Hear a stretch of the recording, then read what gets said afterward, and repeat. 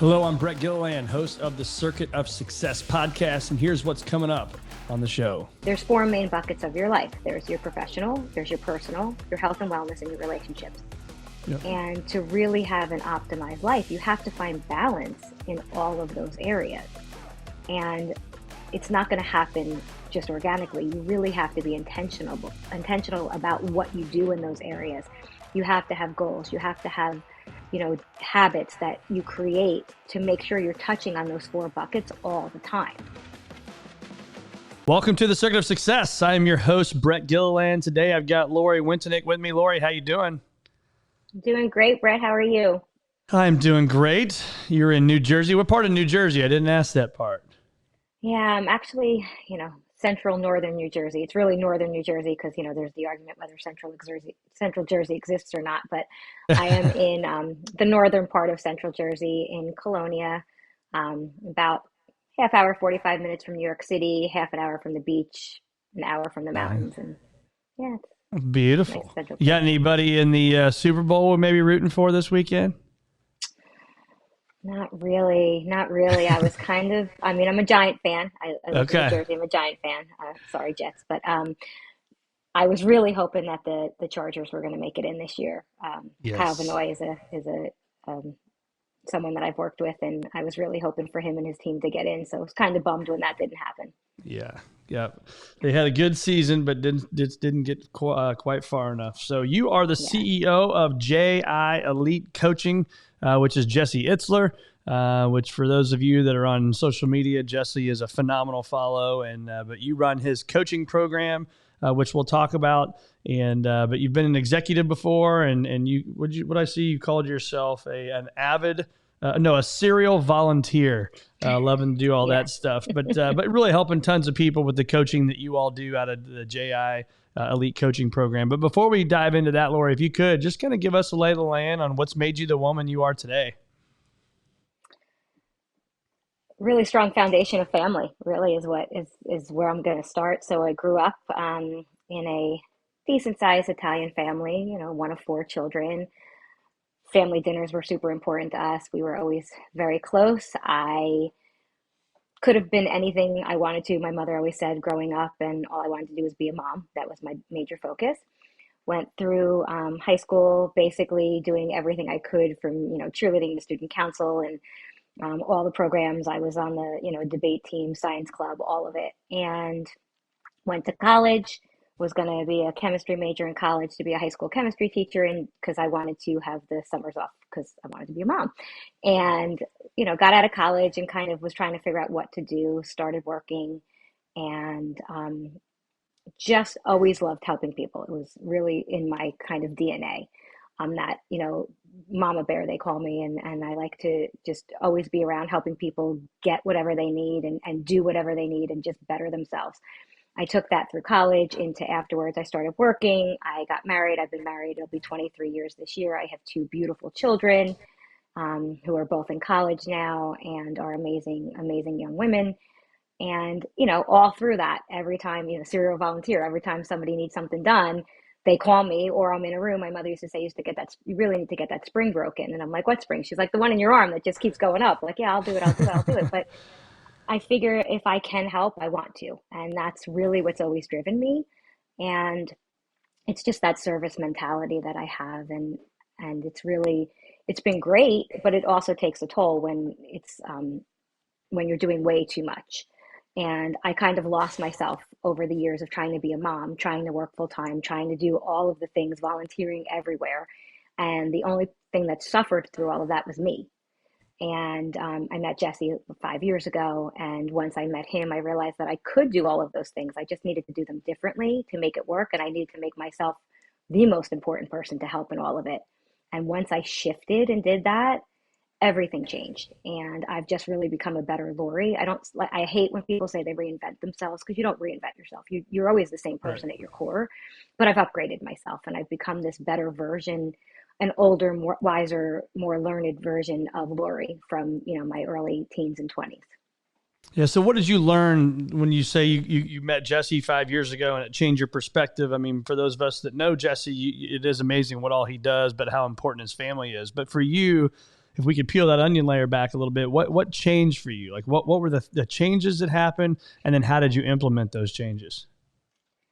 So, as a mom or a parent nowadays, we tend to think that, there's this buzz going around about self-care, and we tend to think that that's selfish.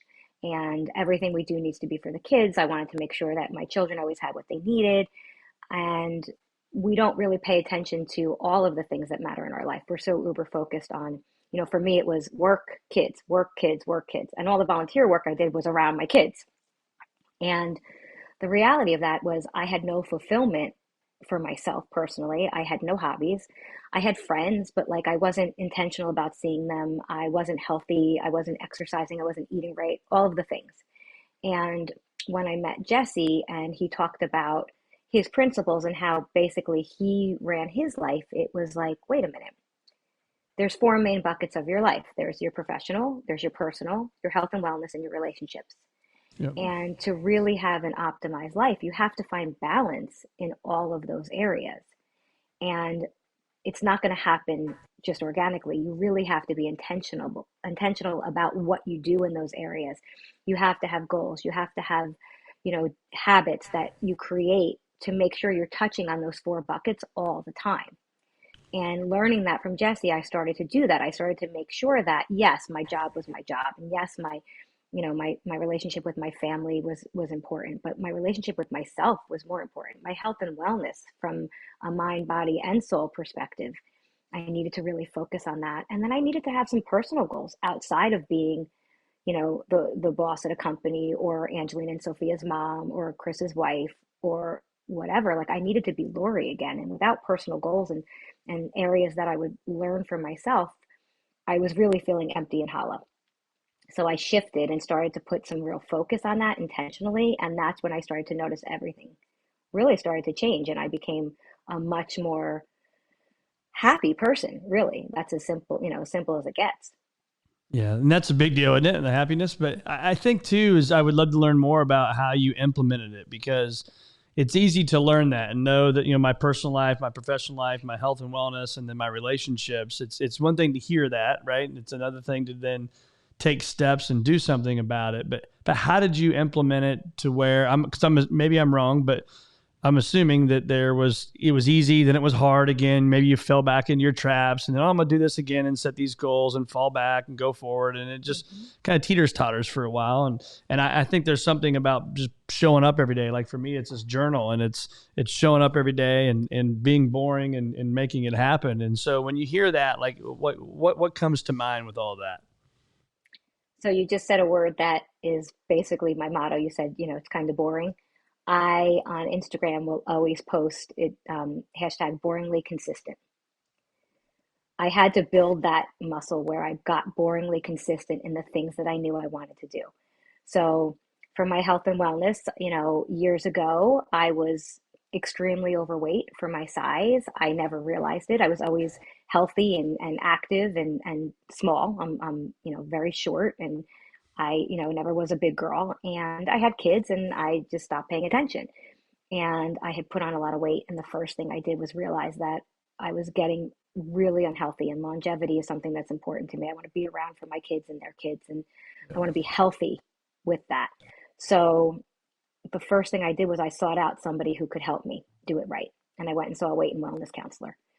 And she put me on the right path. But with that, there was an accountability where, I would go see her every 2 weeks, and we would meet and we would go through what I was eating, what I was doing, where my weight was going up and down. And she really helped me overcome my relationship with food. And I think it's a really important point to make, is that yes, we can do a lot of things on our own, but sometimes you need a coach, you need a mentor, you need a accountability partner, you need somebody. And that was the first thing I had done that made a huge difference in my life. Other areas where, I started to make changes were is the community around the Build Your Life Resume program that Jesse had launched. We all were holding each other accountable. We were all cheering each other on, supporting each other, but also pushing, like, why aren't you doing what you said you're going to do? Like, come on, Lori. Yeah. Sometimes you need somebody really to, like, when you start to fall, to kind of push you back up and remind you of why you started in the first place. It's hard to do these things alone. It really is. And we lose that. When we're growing up and we join a sports team, we're not just a bunch of kids running around the field. There's coaches, there's trainers, there's people involved to help us learn and do it the right way. And then to stand on the sidelines and coach us through the actual act of, of competing. It's the same thing as we get older, but we forget that. And I think inviting Jesse into my life really opened that up again to me, that there are people out there that you can lean on that know more than you know. And I started to learn and I started to think about, okay, what else can I do? So putting somebody in your corner that will help you stay on track until you make those new habits actually become just things that you do instinctively and you get boringly consistent with it. A few months ago, I knew I wanted to work out differently. I knew I wanted to change my exercise habits. I hired a trainer, and it was financially hard to do that. It wasn't like I had all this extra money laying around. I'm like, oh, let me do, no, like I have two kids in college. I have a mortgage. Yeah. But it was important. So I made myself a priority, worked it out where I could put some money aside, and I hired a trainer so that I could learn the right way to lift the weights that I wanted to lift, to work with someone who could show me. And now, yeah, I'm in the gym doing it myself, but that's after 8 months of working with somebody and Yeah. learning the right way to do things. It's huge. I mean, I think about, Michael Phelps or Tiger Woods or Tom Brady. I mean, whoever, I pick your favorite, the GOAT, whatever, they all have coaches. I'm a big Hmm. golf guy and I watch these guys. They have their kind of their entourage with them every week on tour. It's their mental person. It's their strength person. It's their nutritionist, right? Sometimes their chef, their swing coach. I mean, it's all these people. And I wrote down earlier here when you said you hired a counselor, and I put, believe in yourself enough to hire a coach. And yes, you own a coaching or CEO of a coaching business, but I mean, how important is that to invest in ourselves, even though you said it may be tough financially for those listeners right now that aren't investing in themselves by hiring a coach? What advice would you give them? Find you don't always have to have the most expensive one. There are things available. If you join a gym and they have personal training and they give you those sessions, take advantage of them. If Yeah. there's a community that you can be a part of. So yes, I am the CEO and I run Jesse's coaching program, but we also have an online coaching program, which is a very different price point. And it's amazing material and there's a great community of people who will help you. So make that investment. Find something, there's something for everyone out there. And some people may get it from communities at church. Some people may get it from a running community if that's something they want to do. Are you going to hire, like the top of the line running coach if you're just getting into it? Maybe not. Maybe you can't afford that. But like find the running club in town and start there. If you're interested in something, research the people who are good at what you do, listen to as many podcasts, read the books. There's so much free information out there to start and just get started. The hardest part I think for anything is getting started, but once you start to read up and get educated on it, then you can make the decisions of what fits best for you and then decide and maybe save up to eventually hire that coach if it's something that's important to you. Yeah. But there's a lot And, of and free some, resources. Mhm. Yeah, and sometimes you just got to take steps to do it, right? I'm working with a guy right now that I coach, and he's doing well in all his areas of his life. And for me, it's F to the six power. It's your faith, your family, your fitness, your fun, your firm, what I call firm for workout, and then your finances. And so his fitness isn't going as well. And I said, do me a favor today. So literally, this morning. I said, I want you to do 10 push-ups and 25 jumping jacks, right? Mhm. Because I know well enough about people that if you just did the easy thing, that 10 and that 25, that's not difficult at all, right? To do. Right. But guess Hmm. what? My guess is he's probably going to do another 10 push-ups and maybe do something else over here and do something else. And next thing you know, he's going to work out for, even if it's 10, 15, 20 minutes, it's something is better than nothing. And I think that accountability is a huge piece of that, don't you think? Absolutely. And having to tell somebody you did it. Um, a lot of people do Andy Frisella's 75 hard, right? Yeah. Yep. And why that is so effective. And it's more than just the workouts and everything. It's the accountability of having to show up at the end of the day and click that button that you finished it and knowing that you have to, you actually have to report in that you did it. And I Yeah. think people miss the point of 75 hard. It's not about getting the two workouts in. It's not, it's about building that muscle where the consistency happens day in and day out. And it's proving to yourself that you can. There's no reason that you can't. You just have to want to bad enough. And to your point, you want to work out, you want to do something new, jumping jacks, push-ups, sit-ups, go for a walk. All of this is free. And luckily for you, he has you and you're going to push him but set the goals, but make sure having that accountability piece is huge, because having to let somebody know, yeah, I did it, or realize, not just yourself, like, I didn't do it. We can talk ourselves out of anything. Yeah. But Easy to to get do to the that, place isn't where it? you, yeah, yeah, but it's a lot harder to hold yourself accountable. And that's also something that you have to learn. Like, to me, it's more important to get it done than to make excuses. Yep. I would agree. So, what can you share? Not to ask you to get into details about any difficult parts of your life, but the difficult things you've had in your life, because it's easy to talk about all the success and all the things that go Hmm. well, right? Well, we all have things that don't go as planned, and so share as much as you want. But any learning that has come from that, and how did you get out of that tough point, if there is any in your life, and get out of it, pull yourself up, put your work boots back on, and get back after it. So there's two or three things that jump out, pretty quickly. Um, when everybody laughs when you turn 30, it's supposed to be like this big milestone, like, oh my God, I'm 30. But I turned 30 and was like, life is amazing. I was married, growing up, again, wanted to be a mom. Always wanted to have my kids by the time I was 30. I had it all planned out. I'm a planner, as if, you couldn't tell. And I was like, okay, so here I am now. I'm married. I have a house. I have two beautiful children. I mean, my youngest daughter was 4 months old when I turned 30. I was like, yes. I had a good job. I had everything that I ever thought I wanted. Because, you're growing up, you're in your 20s, you have all these dreams. Now I'm 30, I have it all. And then 35 hit. And I was like, oh, same house, same husband, same two kids, same job. What changed? And it felt like I had wasted 5 years of my life. Like, Mm, there was no movement, there was no growth, there was no anything. And it was a really bad time of, almost like, I would hate to say depression, but sort of that, like, this feeling of like, sure. how did I get here? And that was really, really hard. And I was overweight. All of those things were in play. And I was just not a happy person. And I found myself, um, coming home from work and opening that bottle of wine and just drinking away, like, every day, a bottle of wine, a bottle of wine, a bottle. And I was like, how did I get here? So I decided that I was going to try to figure out some ways to change things so that by the time I was 40, I made myself a promise by the time I was 40 that I wouldn't be the same person that I was at 35.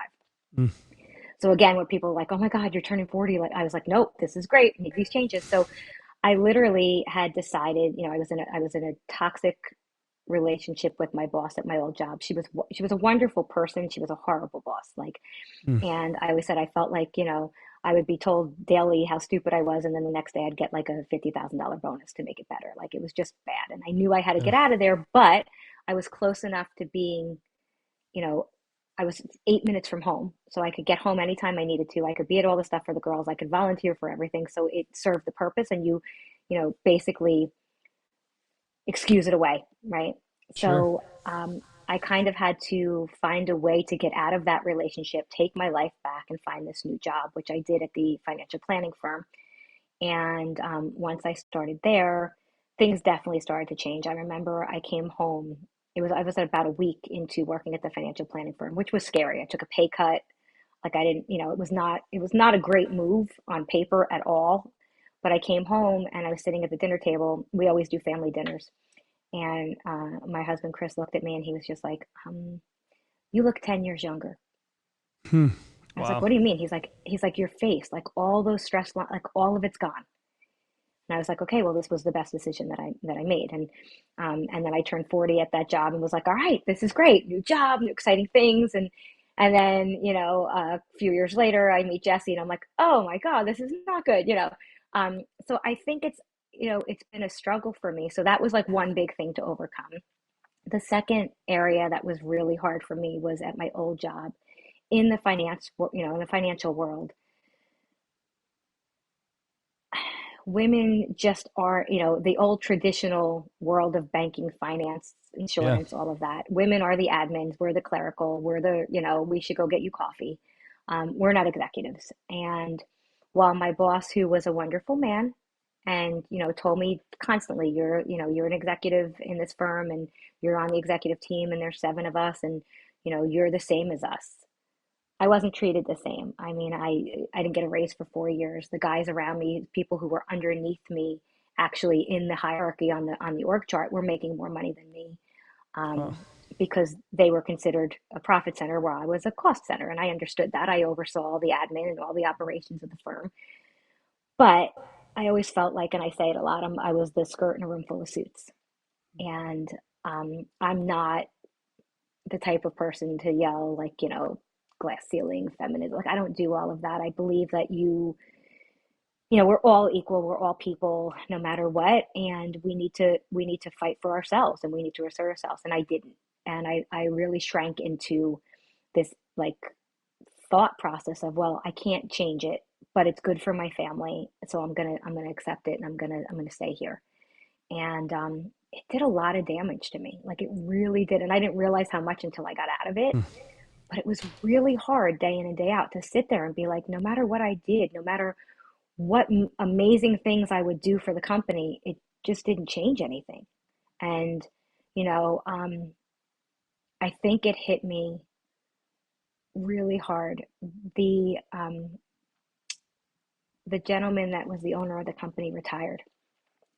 And when I was hired as his assistant, because I was going to, like I said, I took a huge pay cut. I needed to get out of the other job, got hired as his executive assistant, which lasted about a month. And then I was the office manager. And within a few weeks, I was director of administration, and then executive VP of operations shortly after that.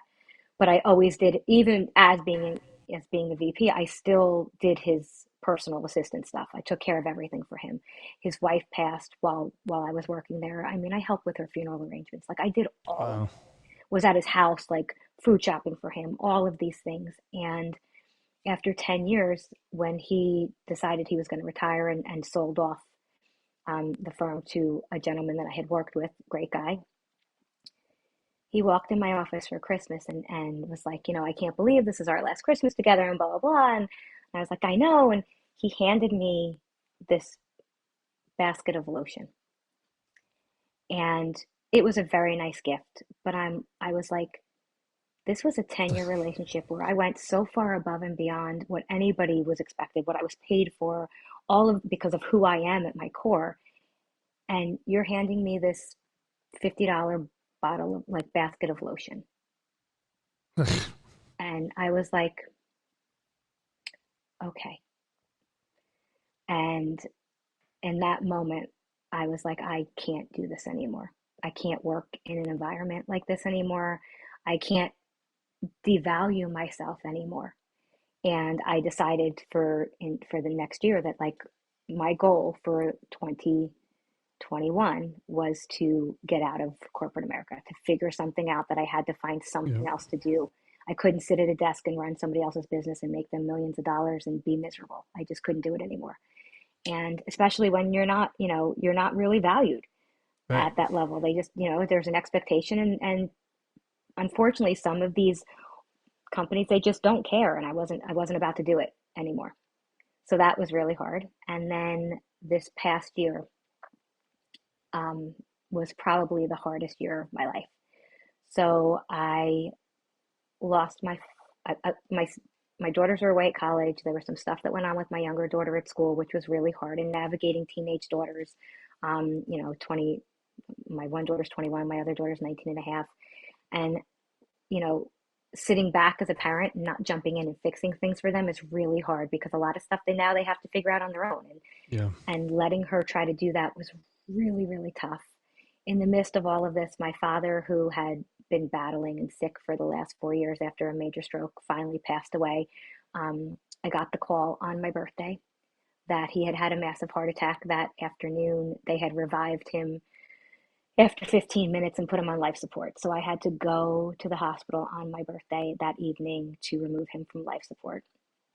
Um, while that was super hard, it was also a blessing, because I was able to he gave me the gift of finally letting go.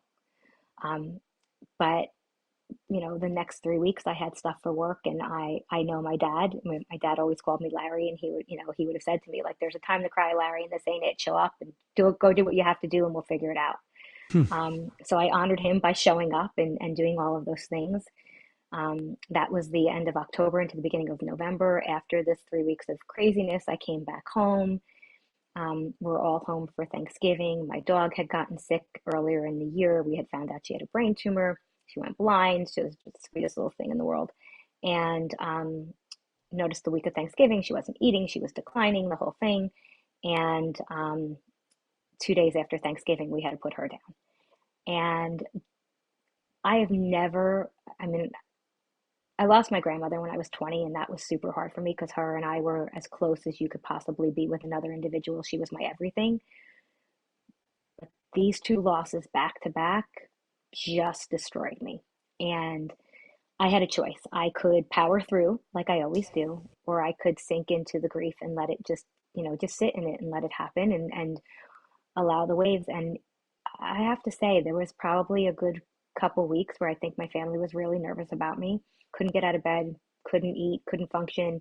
I Hmm. literally would get up to do the work that I needed to do for the program that I run, because when I make a commitment, I follow through, and that was all I did. My husband used to be like, okay, did you eat today? I'm like, no. He'd be like, all right, let's go upstairs. You have to eat something. It got to that point. And this is somebody who is super conscious of her health, does all of these things, but Right. the grief just hit me super hard. And it was a really interesting time there. And then my girls came home before Christmas. Having them in the house helped. Um, and it took me a while to crawl out of it, but I was in a hole. I was in a definite hole for a good 3 weeks of just nothing. I couldn't, I just didn't want to. I just didn't want to. And now I look back on it, and there's moments where I feel like it. I feel like I can feel the grief, and I let it come. I don't fight it, and then I allow it to, it's part of life. So I allow it in. I feel it, and then I release it, and I do what needs to be done. And I don't. What's the word I'm looking for? I don't feel bad that I went through that. I'm not upset with myself that I allowed myself that time to just grieve. I think we forget that we're human. And even though we can do all these things and we can power through and show up, like in that moment, for the first time in a very long time, I needed to show up for myself. Yeah. And sometimes that meant just sitting on the edge of the bed and not doing anything. That was enough. Like, I got out of bed today. My girlfriend would be like, where are you today? I'm like, I showered. Yeah. Like, okay, small wins, you know. I changed. I got out of my pajamas into a different pair of pajamas, but I got out of my pajamas. Like, like Yeah. that was where I was. And it's funny because people who know me, like, they'd never believe it, but it was okay. It Yeah. was fine. And I'm good. And I'm grateful that I had the time with my wonderful puppy, Cammy. She was amazing, 12 years of our lives, but it's like losing a child.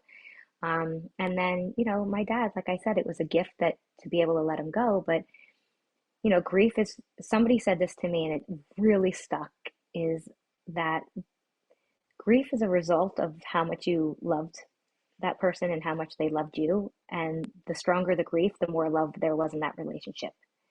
And it really hit me because it was like she was so right in telling me that. Like, that it's a direct correlation. The amount of grief that you're going to feel in that loss is a direct correlation of the amount of the love that was in the relationship. So it's a blessing to have to feel that way, That's right. because at least I know how much love there was. I appreciate you sharing all that. I mean, that's a lot there, right? And I'm sure we could have a whole nother podcast just on some of those things. And but I think again, at the end of the day, there's this light that you can see right at the end of the tunnel. It may be super super tiny, right? Like the needle point. But what was the catalyst for you? Was it getting this new job with the JI Elite Coaching? Was it, what was it that said, okay, not only am I going to get out of bed and shower and change my clothes, but I'm going to take it to the next step, and now I'm going to start thriving? Because there's somebody listening to this that may not be in that point, right? They're in the point where they don't want to get out of bed and Yeah. they need to hear Yeah. that. Like, what was that catalyst for you? I think, um, you know, I got out of the bad job. I took a new job. Then I was in this other job and I'm like, I can't be there. And Jesse came along and offered me this amazing responsibility in 2021. And I started this company and we do just such great things with people, and seeing them get through has been incredible. So this year, having my own set of real challenges and being in bed and not wanting to get changed, you know, I gave myself the grace of some time. And then I got up and said, okay, remind yourself of this. Like, you've survived all of the bad stuff that's happened to you this far. Like, all the worst days that you thought you couldn't get through, you got through. Yeah. So this is just another bad day that eventually you're going to get through. And I try to, Jesse has this saying, no 0 days. And it's basically like, even in the days where you just don't have it, you just do one thing. So like I said, I would shower. I would get up and come down and do some work. And, I would eat, and I would, little by little, I would try to just get through doing something every single day. And eventually that one thing became two things. And then the two things became three things. And I just started to build on it and realized I would get myself back. It was just going to take some time and it was okay. But I didn't I didn't feel sorry for myself, if that made sense. Like I was Yeah. feeling grief and I was feeling, but I wasn't like, oh, woe is me. Everybody should feel bad for me. I was like, no, I just feel bad right now. And it's okay. And I had people around me. And, I do say, if you find yourself in a situation like that and you can't pull yourself out, you can't physically get out of the bed to get in the shower, then you need to talk to somebody. You need to, I fortunately had people in my life that I could talk to, that were checking in on me, and that were making sure I was okay. Like I said, my husband making sure I was eating. If he wasn't here, I probably wouldn't have eaten for 3 weeks. Yeah. Um, just making sure people are around you. And if you don't have that immediate, like, go speak to somebody because they will help you. And, don't try to do it all at once. Just little wins every day. Get up, make the bed, get up, take a shower, get up, leave the house, go for a 10-minute walk, just get outside, do something every day that you can think, all right, I'm proud of the fact that I did that today. And nobody else has to know what it is, and nobody else has to give you approval. It's just that you know that you did it for you. Honor yourself enough to do that. And I knew my dad would be super, super mad at me if I didn't eventually get up, but I also know that it's what I needed. So Yeah. I allowed it. Yeah. Trust your body, right? Just trust your Yeah, body. So trust your body. what, go ahead. No, so and just by building on it every day, you get back into the routines that made you feel good, and then you start to thrive again. That's right.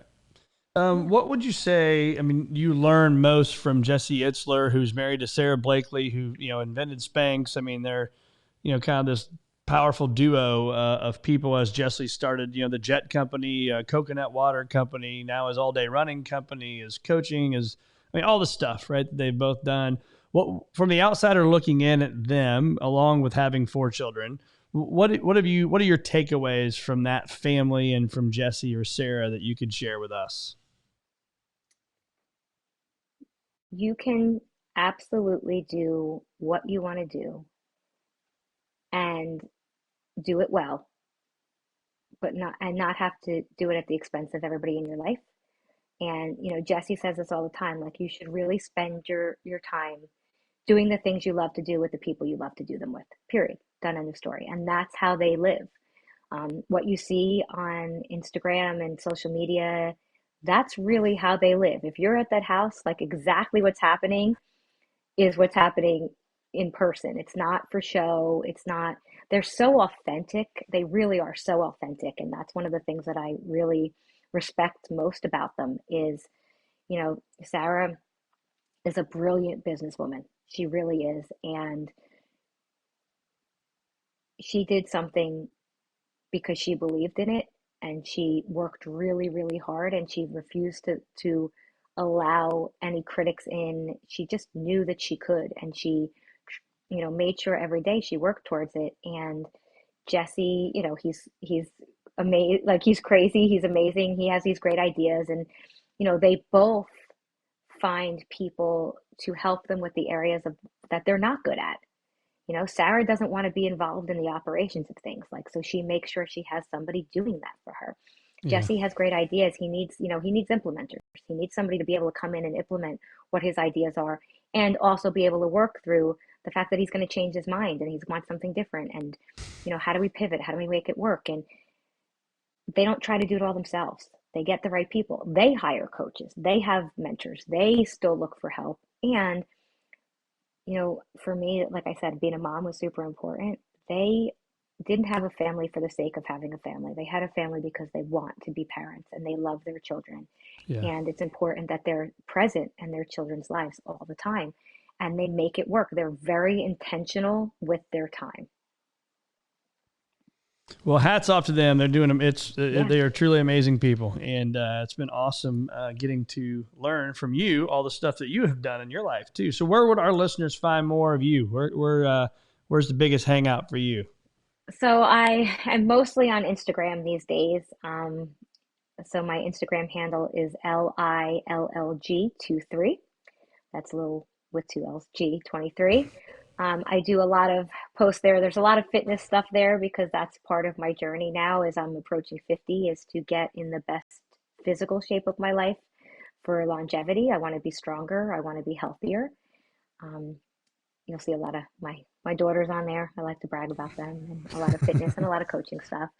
So I'm there a lot. I'm on Twitter, but not too much. LinkedIn as well. And then we have the coaching program, which is on Jesse's website.